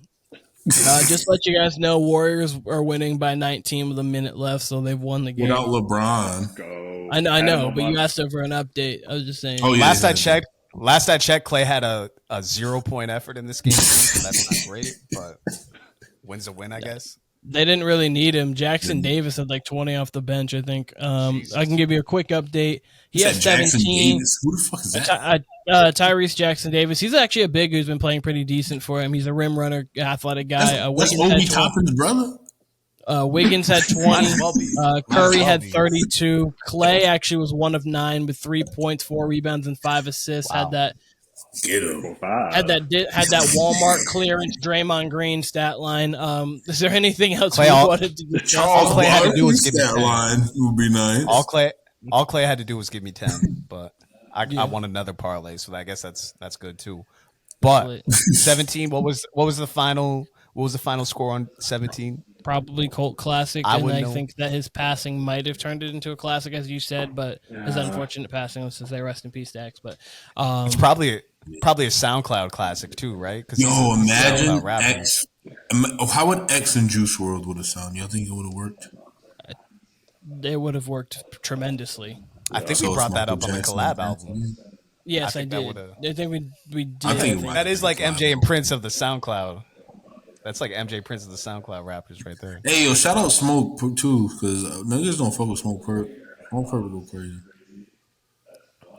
Yeah, that's all I had on that list. That's all Hot 97 had. So shouts to Hot 97. This went long. I don't know if you guys have anything. Sorry. Pause. This was a discussion that happened to be of the longer variety. So I don't really have much. I don't really have much else. Personally, does anyone else have stuff they really want to discuss? Yeah, Kid Cudi or Ty Dolla $ign featuring Kanye. Who you going with? I got Kid Cudi because I think the music is better in the sense of like I think that like the Kid Cudi's ear plus Kanye's ear together is gonna make better sounding music. Even though Ty Dolla $ign's a phenomenal artist, don't get me wrong. I'm not trying to make him sound like he's bad or anything. I just think this wasn't a lose conversation. I just think I just think those two together probably just make better sounding music. So that would be my answer. I agree. Yeah, like perfect. So you're thinking Kid Cudi and Kanye or Jay-Z and Kanye? Jay-Z and Kanye. Jay-Z and Kanye. I would say you're not Kids vs. Ghosts. Oh man. Yeah, no. So to answer, Watch the Throne is. To answer the Cudi versus Dollar question, Kids See Ghost. If I remember correctly, that was one of the 7 track albums from that list. But they made other songs together as well, is what I mean. They're all collective. Course. Come on. Kanye and Cudi. Obviously, we know Cudi was a big inspiration to 808s and Heartbreak. They're definitely in that same. When Kanye wants to get into his depressed bag, obviously Cudi is in that mix. When he wants to get in his spacey smoking bag, he calls up Cudi. I'll say this. Duke, me and you have talked about this Vultures album quite a bit in the last week. It's not a great album per se. It's not a great album at all. It's a good album. But it's a good album. It's got some joints on there that I think are going to grow on people quite a bit. The good ones are great, and the bad ones are I cannot wait to see what Volume 2 and Volume 3 bring us. I think it's going to be some incredible music. Like I said, the ones that are good on this album, I think are damn near incredible. Specifically Do It. That's my favorite track on the album with the Back That Ass Up flip. So I think Dollar and Kanye, especially when you give me Fade and you give me Real Friends off of Life of Pablo, you give me track 6 off of Dollar's album from a few years back with Kanye and Anderson .Paak. I think they have a higher ceiling than Cudi and Kanye, but I think Cudi and Kanye have the track record. You know, they got Cudi's on Father Stretch My Hands Part 1 too. I mean, that's Cudi's 15 years compared to 5 too, though. Yeah, exactly. So I think Dollar and Kanye have a higher ceiling, but yeah, like you said, Cudi and Kanye have a huge track record together. That's like trying to compare Kanye and Push to Kanye and Dollar or something. You know, that's someone who's in Cudi, or Cudi's someone who is in Kanye's Kanye and Push pocket. with Kanye and Sci High more than I put all that shit. That's the thing. Kanye's got a lot of these people, and Dollar's becoming one of them, who he just finds his pocket with. That's why I have high hopes for 2 and 3. Like I said, 1 is somewhere between average to above average. It's definitely weird off the top if you listen to it. You guys even said that prior to me listening to it, that it was different. It's certainly different, but I do like the creativeness they went with it. Like I said, I think 2 and 3 are going to have some shit on there. Actually, do play me some of it. I did not want to hear it, but if that's what's on the next few albums, yeah, it's going to be a problem, especially the Ye and Dollar also had that song on the album that Kanye dropped in 2018. The King? No, what was the name of the damn album? It was the one that he did in like Montana or something, where he had the mountains and the. Oh yeah, that was That was also a 7-track album. Yeah. Yep. He's got Dollar on there a couple times, possibly for sure once. But I think that's when it started, that little connection. You know what I mean? Yeah, that and probably Pablo with Fade and Real Friends. Those are 2 bona fide classics. If you want to talk about. All right, so y'all gonna take Ye and Dollar Sign over Childish Gambino and Janae Cole? That's a random. I personally like Childish and Janae, but like they don't have too much together. The bed piece is fire. I was gonna say no. Rainbow, I love when sunshine everywhere go, but like, like when they're together, I think they've made great. But I think you'd probably have to take Kanye and Ty Dolla $ign because of the fact that they've had just more music together, like entirely. These two started arguing. These two were screaming at each other at the beginning of the pod. Now they're singing together via fucking Riverside. They don't know what happened behind the screens. It's beautiful. Black and black love on the camera. They don't even know about that. Yeah, I was gonna say that's Black History Month coming together. Hey, Duke, for a reference, you'll understand. Light skin heart, dark skin heart. We're gonna get it. Duke, for a reference, that you understand. It's not love, but it's pretty close. It's not love, but it's pretty close. Shout out to Bed Peace, Childish Gambino. Like Dave Chappelle. We're gonna go to West Virginia. We're gonna go to Montana. We're gonna go to Vermont. I was not expecting a Howard Dean reference on this podcast today. But all right, that's why we're doing Fuck Howard. That's why we're doing sausage, bacon, egg, and cheese. I'll say this: we've been talking about collabs. Duke's bringing up either ors with collabs. We didn't even bring up 2088, which has been in my rotation quite a bit lately. What? On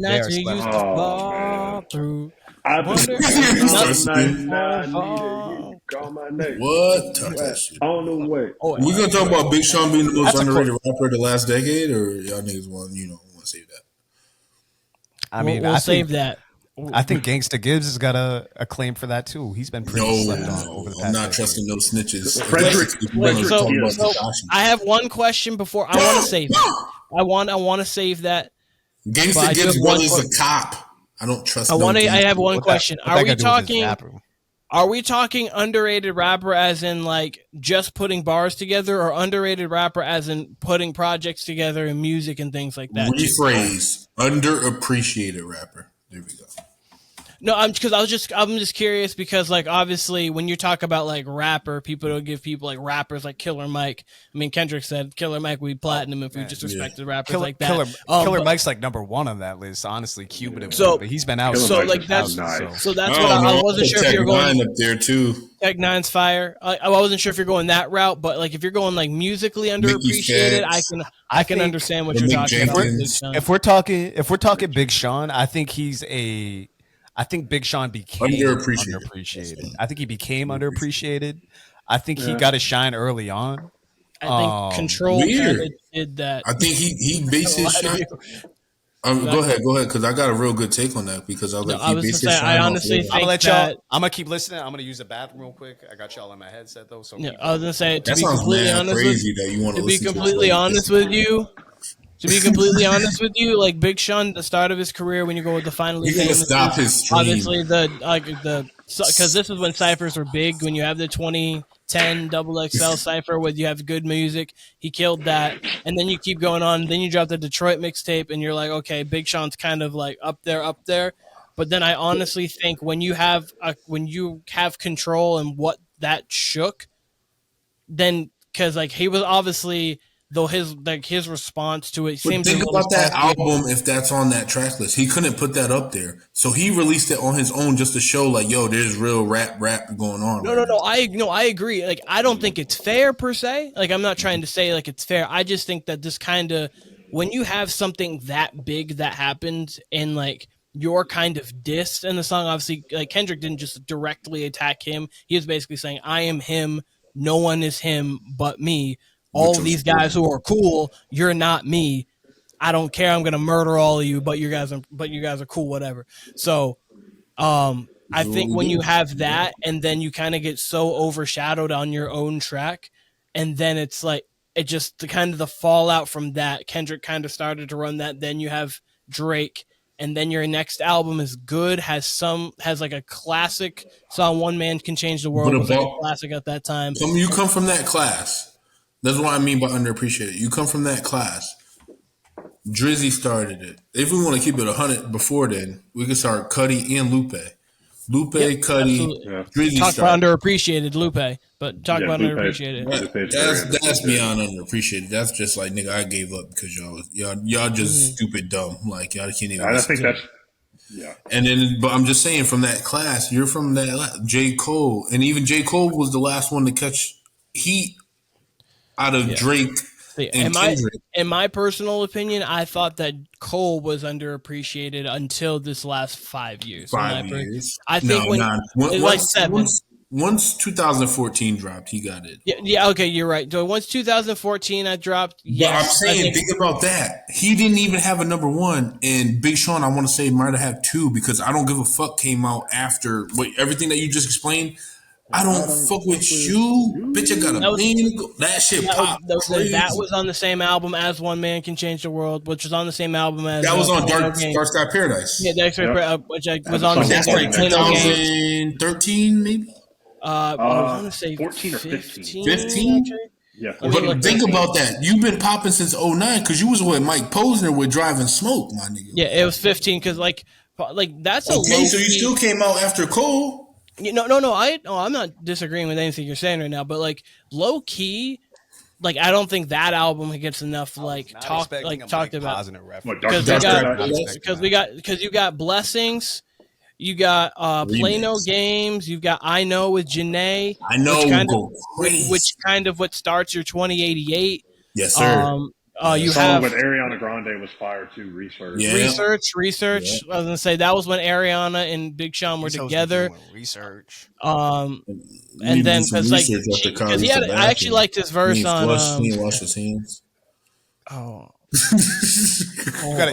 Y'all got a cam in my bathroom talking about? No, we can hear you on the Duke might with the shit he's on tonight.